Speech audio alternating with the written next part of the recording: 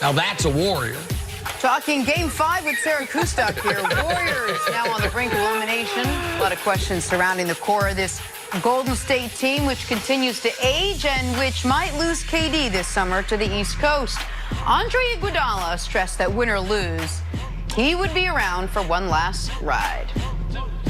You know, I'll be here next year for sure, and I'm pretty confident that you know, we'll have our core back, and we'll try to make another run at it. But you know, our key right now is to focus in on tomorrow's game and the things we can do to try to keep the season going. Sarah Kustok, do you think the Warriors' dynasty is on the line tonight? Yeah, very much so. How we look at them, what their legacy will be. There's been different iterations of this team, but Andre Iguodala brought up the core. I think one of the most important words you mentioned in leading us into this is they're aged. So even though if you have the same guys back, and Steph Curry, Klay Thompson, Draymond Green, we're already seeing this in the way in which Draymond Green hasn't had quite the same impact throughout the course of the finals. Andre Iguodala not having quite the same impact. Sean Livingston, one of those players early on that who knows how much longer he'll have left.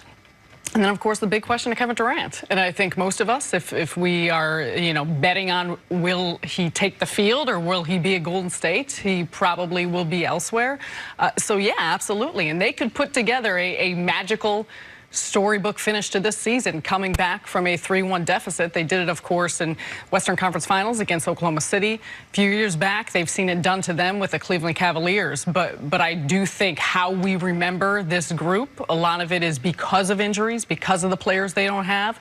They lack depth because of the guys they needed to sign and where things sit financially. But this will be a true testament to what they are at this point. And if they were to come back, then you put this 5 years against any 5 years ever for any team. 100%. You have 4 out of 5 titles. You have the 1 year you didn't win the title. You had the most regular season wins ever. You would three-peat with a comeback from 3-1 in the finals. The only time that's ever been done in NBA history was to you in this stretch.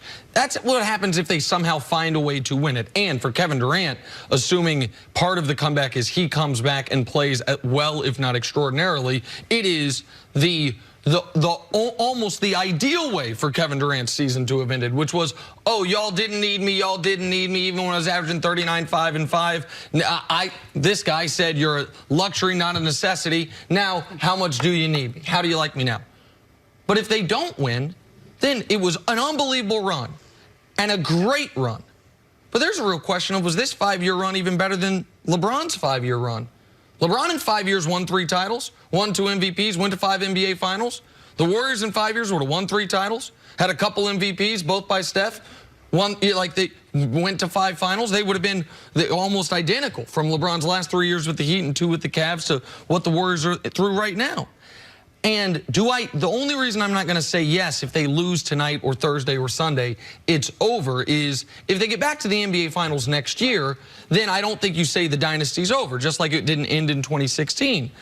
But that's going to be hard to get back next year when we know what team they're going to have. Like, with respect to Andre Iguodala, who's one of my favorite players, I'll tell you one of the reasons he's coming back. Hard to make $17 million doing something else. And when he makes 17 and Draymond makes 18 and Klay's about to make 30 and Steph makes 40, that's $105 million. The cap's 109. That's assuming Livingston retires. So they don't have a lot of flexibility to add someone major. So yeah, the dynasty can go on life support tonight, and then they can have a chance to resuscitate it next season, but with a far greater margin of difficulty or degree of difficulty next season, assuming they lose tonight, Thursday, or Sunday. Yeah, it's been a remarkable run. It's been remarkable to cover them. Even before they added KD, they were remarkable. They played with a sense in basketball that, remember, this system can't win. You can't shoot 3-pointers. You can't play at that type of pace. You can't play basketball in the NBA and be efficient doing this. We've seen people for the year struggle doing it. Somehow, they put enough passing with the 3-point shooting and elite defense and special type players that they were able to do it. So that makes them special. As far as the argument, were they better than LeBron? That's for weeks and weeks and weeks and weeks. We don't have nothing else to talk about. But this is the most dominant 5 years that I have seen. And I watched Michael Jordan. I was right there with Michael. I was there with Kobe and Shaq. I saw LeBron and them had season tickets. I mean, this fight, as far as the lack of hope of anybody else winning, I haven't seen an era like that. So to me, when they took the air out of the ball as if they were going to win almost all the time. Before we started the season, it's just a matter of, oh, we're going to crown them to be champion.